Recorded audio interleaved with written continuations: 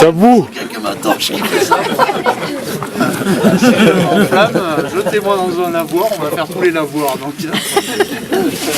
Non, je remercie bien sûr Franck Gétro de l'Informel et puis ses musiciens qui s'appellent Pierre, Ambre et moi.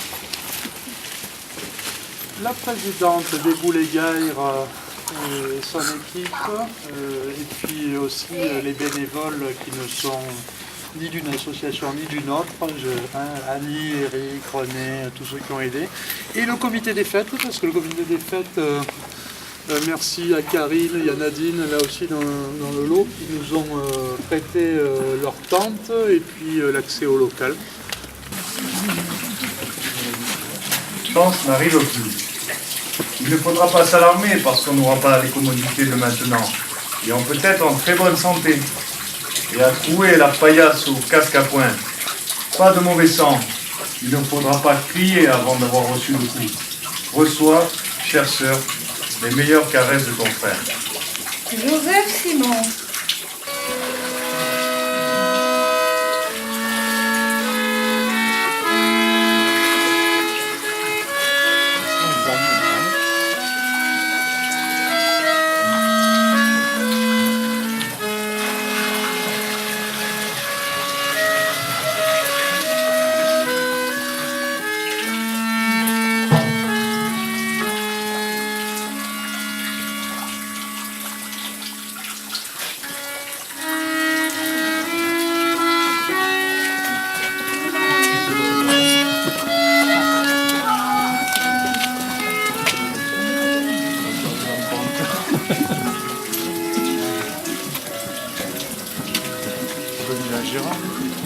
On attend avec certitude la moisson pour l'été à venir. Cette année, un autre espoir, et qui tient combien plus à cœur s'associe à celui de ma récolte prochaine. On se dit, ils seront là peut-être l'an prochain pour moissonner, ou tout au moins pour semer à nouveau. Mais on songe encore que malgré tous les malheurs possibles, il faut penser quand même à l'avenir. Penser que ce n'est pas seulement un devoir de prévoyance personnelle, mais une excellente façon de servir son pays que de contribuer de son mieux à la prospérité économique. Même et surtout pendant la guerre, il nous faut penser à cela, tandis que vous faites le devoir qui vous incombe à vous, les forts, les soldats, les défenseurs de la patrie. Serait. Depuis longtemps, je me proposais de vous écrire au sujet d'Angelin.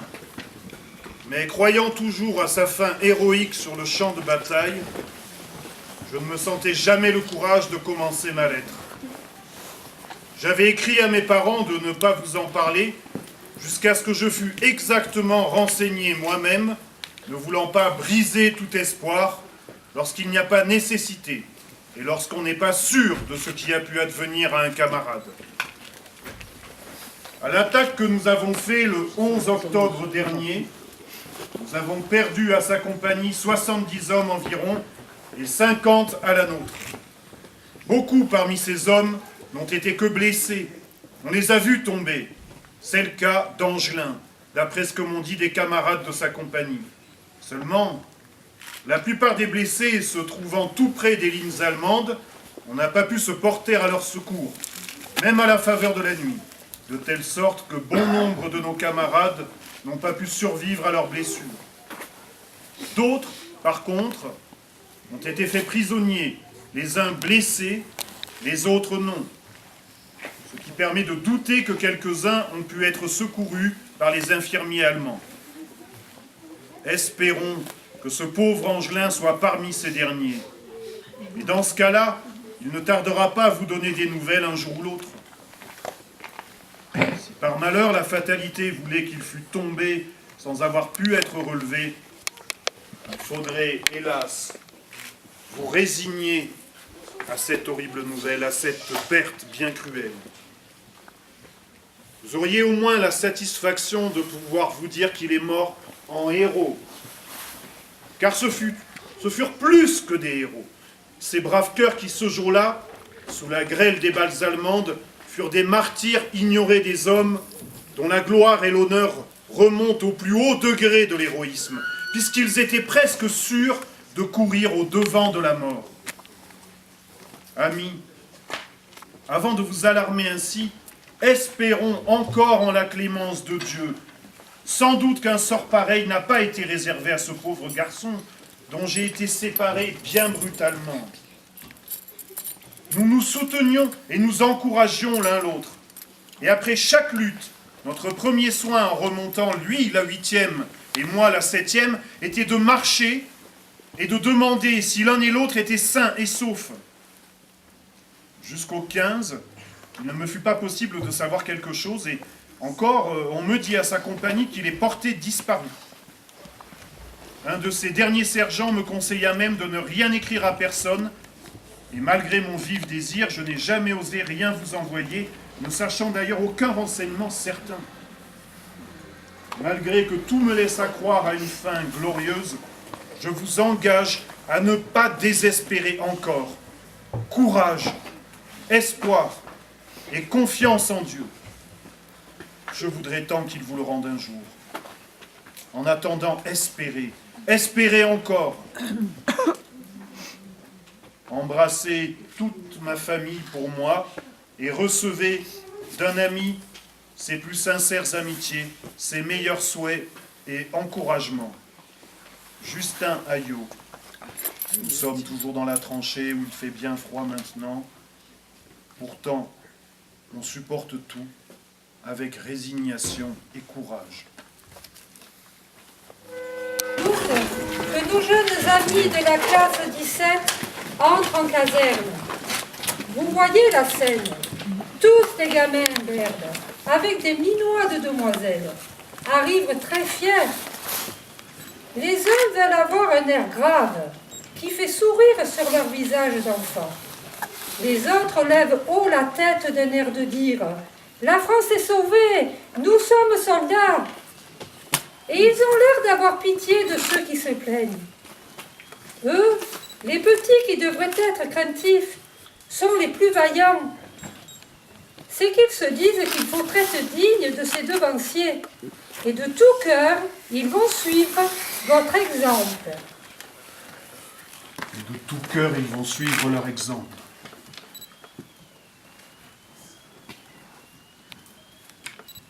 Petite française.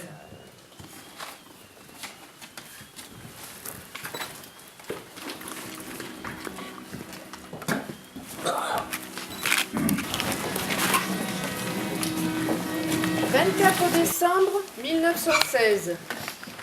Bien cher Augusta, j'ai reçu aujourd'hui toutes les friandises que vous avez eu la bonté de m'envoyer. Merci, cher Augusta, 1000 fois merci. Je vous souhaite une bonne et heureuse année. Souhaitons surtout que l'année prochaine voie la fin de nos misères et que nous puissions enfin reprendre nos places auprès des êtres qui nous sont chers. Combien, hélas, ne retourneront pas? Le régiment vient de participer à l'attaque du 15 décembre à Verdun. Et comme vous le pensez, bon nombre de collègues dorment là-haut, leur dernier sommeil. Nos pertes sont élevées, malgré ce qu'en disent les journaux. Quelle horrible chose que la guerre! Et que d'hommes nous faudra-t-il encore? Enfin, malgré tout, nous avons toujours courage et confiance. Je vous quitte, cher ami, en vous remerciant beaucoup de votre amabilité. Et je mets à profit la permission du jour de l'an pour vous embrasser bien fort, Angèle.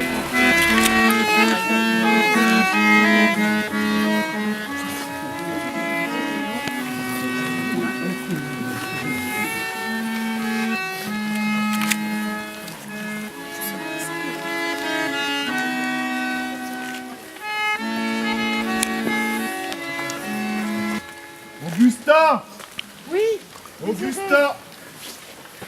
bonjour. On a qui ont de la chance, tu as encore une lettre d'Angelin. Oh, je t'adore, merci.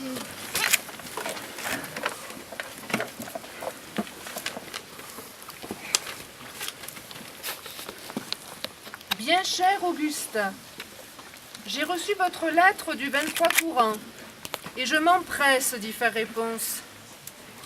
Ma santé est toujours très bonne. Mais nous avons cette année un hiver très rigoureux. La couche de neige n'atteint sûrement pas les proportions que vous avez en ce moment dans la vallée du Verdon, mais le froid est aussi vif. Il y a nombre d'évacuations par pieds gelés. Figurez-vous, les pauvres poilus, tapis, nuit et jour, dans des trous d'obus, dans la neige, et obligés de recevoir, sans broncher, les copieux bombardements de l'artillerie Boche. C'est terrible les souffrances endurées par le pauvre soldat combattant. Et il est vraiment bien à plaindre par les temps qui courent. Souhaitons que cela finisse bientôt, car cela devient de plus en plus terrible. J'espère, cher Augusta, que la présente vous trouvera en bonne santé, ainsi que toute votre famille. Je compte avoir ma permission commencement mars, et le plaisir de vous revoir à cette époque. Donnez-moi de vos nouvelles, qui me font plaisir, et recevez mes amitiés les plus sincères, mes plus grosses caresses. Angelin, le 30 janvier 1917.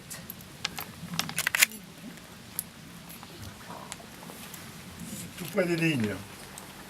Le calme règne à peu près partout. Les routes ne sont pas encore encombrées de convois qui circulent toute la nuit. 1 heure de marche nous mène à pied d'œuvre.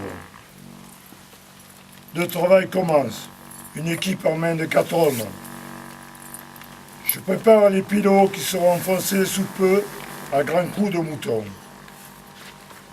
Le soleil a disparu, la brume se lève du sol.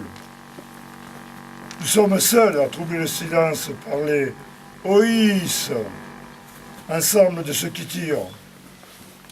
Un bruit mat, le mouton retombe sur le pieu et ça recommence. Toutes les 10 minutes, une fusée éclairante perce le brouillard de lueur blanche. 9 heures, d'un seul coup, le rideau se lève, la scène change. Par surprise, les Boches devaient tenter un coup de main dans nos tranchées.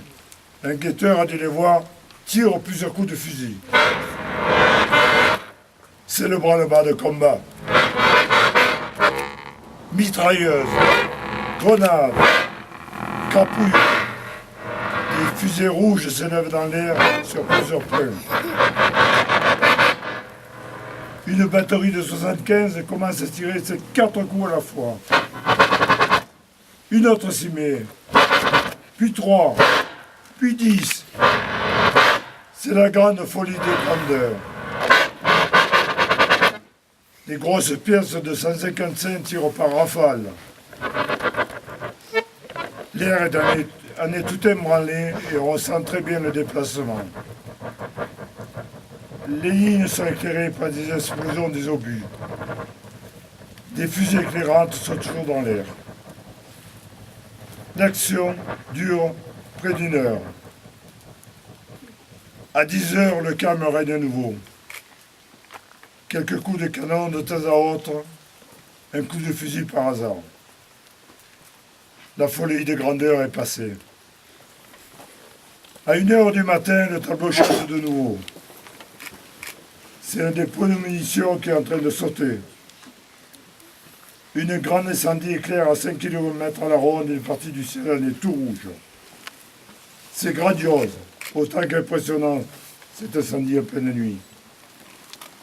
À 4 heures du matin, on rentre dans notre repère.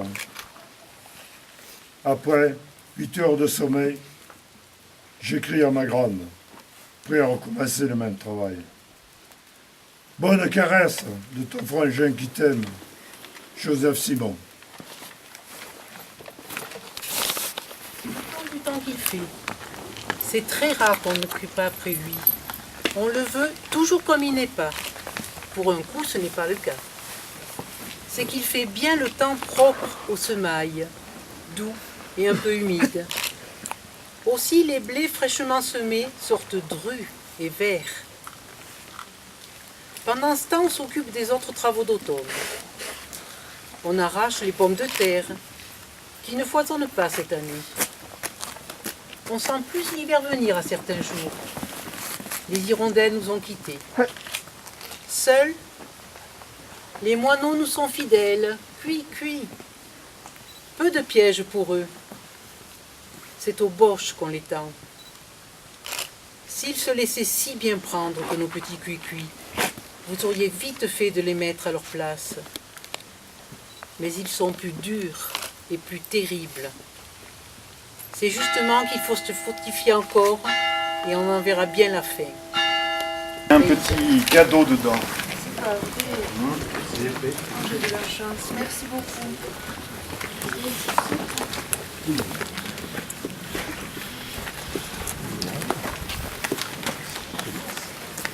Aux armées, le 25 décembre 1917. Bien cher Augusta, voilà encore une fête de la Noël, la 4e depuis la guerre passée, loin de la famille. Et l'on se demande à chaque fois avec angoisse si la nouvelle année qui s'approche n'apportera pas enfin avec elle le bienfait de la paix.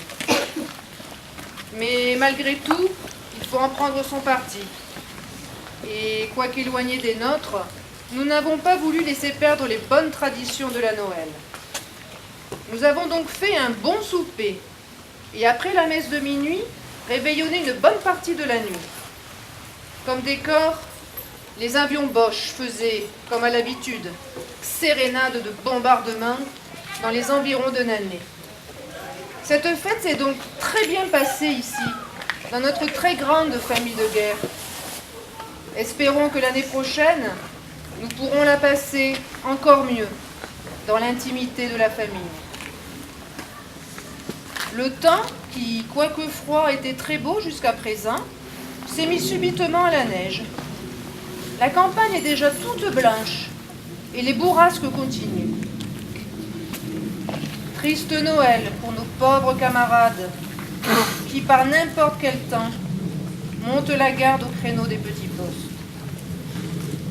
Je termine ma lettre, cher Augusta, en vous souhaitant, à l'orée de l'année 1918 qui commence, tous mes vœux les plus sincères de bonheur pour vous et toute votre chère famille. À l'occasion du Nouvel An, recevez bien, cher Augusta, 1000 caresses, Angelin. Post-scriptum, je profite du renouvellement de l'année pour vous adresser un tout petit souvenir de Nancy, une croix de Lorraine.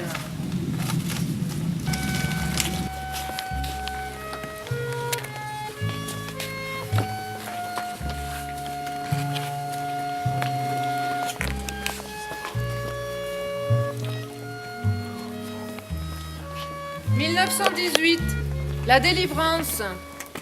Elle fut accueillie avec une grande joie.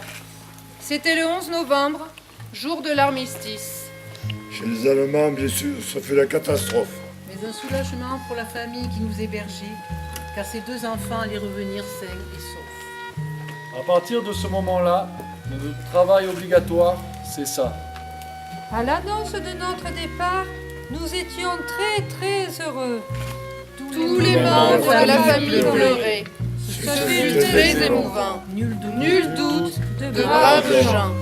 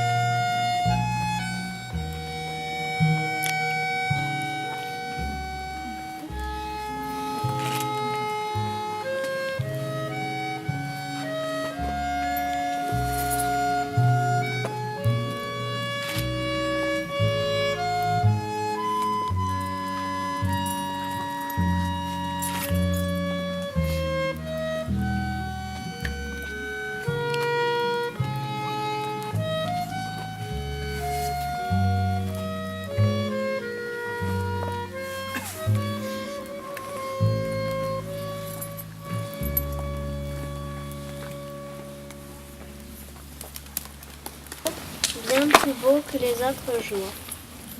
Malgré l'heure très matinale, chacun sortit de chez soi, comme s'il avait rendez-vous avec le premier rayon de soleil.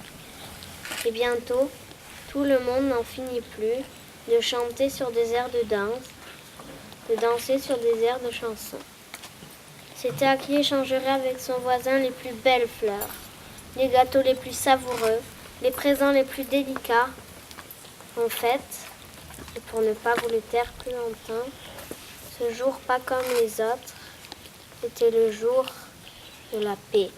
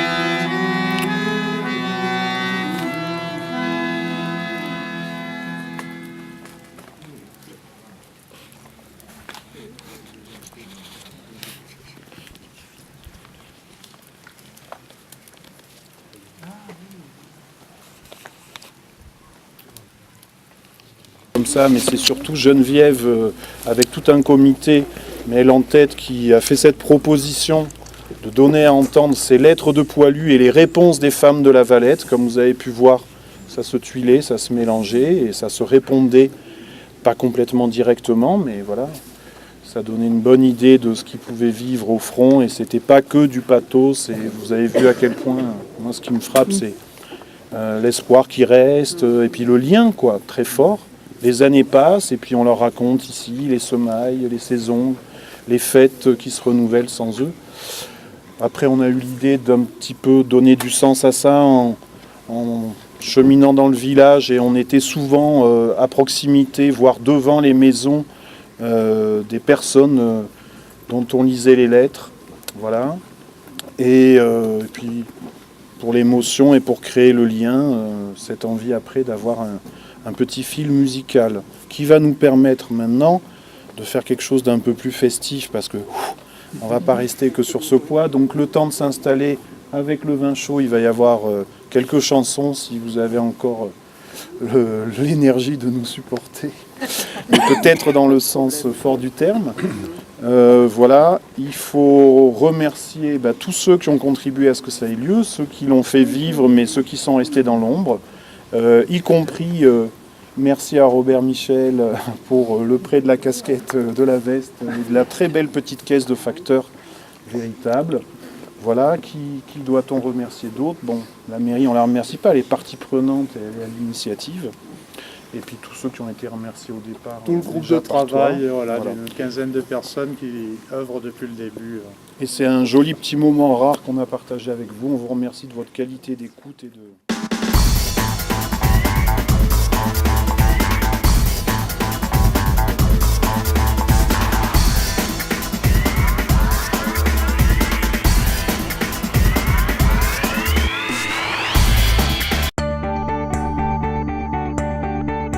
seront tous en fête. Les belles auront la folie en tête et les amoureux du soleil au cœur. Quand nous chanterons, le temps des cerises sifflera bien mieux le merle moqueur. Mais il est bien court le temps des cerises où l'on s'en va te cueillir en rêvant des pendants d'oreilles. Cerises d'amour aux robes pareilles tombant sous la feuille en gouttes de sang. Mais il est bien court le temps des cerises, pendant de corail qu'on cueille en rêvant. Quand vous en serez au temps des cerises, si vous avez peur des chagrins d'amour, évitez les belles. Moi qui ne crains pas les peines cruelles, je ne vivrai pas sans souffrir un jour. Quand vous en serez au temps des cerises, vous aurez aussi des chagrins d'amour. J'aimerai toujours le temps des cerises, c'est de ce temps-là que je garde au cœur une plaie ouverte.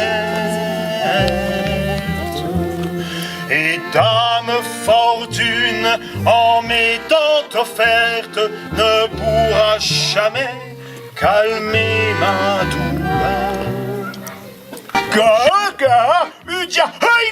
Un vieux monsieur qui passe une robe, faut dépêcher pour être bien placé.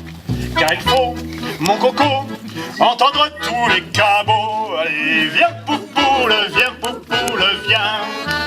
Quand j'entends des chansons, ça me rend les bons apaches pour se donner du panache. Qui s'envoyait quelques pruneaux et jouer du couteau. Le brave agent, indulgent, dit à sa femme tranquillement: viens poupoule, viens. Pourquoi les déranger? Ça pourrait les abrutis. Il prend son chapeau et dit: viens poupoule, viens. Tant pis pour les pots de vin, pas de mise en examen. Oh bah tiens, viens poupoule, viens. Richard, abruti, il prend son chapeau et dit: viens poupoule, viens. Tant pis pour les pots de vin, pas de mise en examen. Oh bah tiens, viens poupoule, viens. Licheur, je suis gobé d'une petite. C'est une nana, c'est une...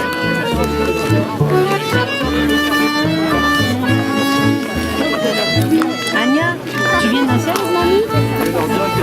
Tu viens danser? On se met là, personne. En cadence.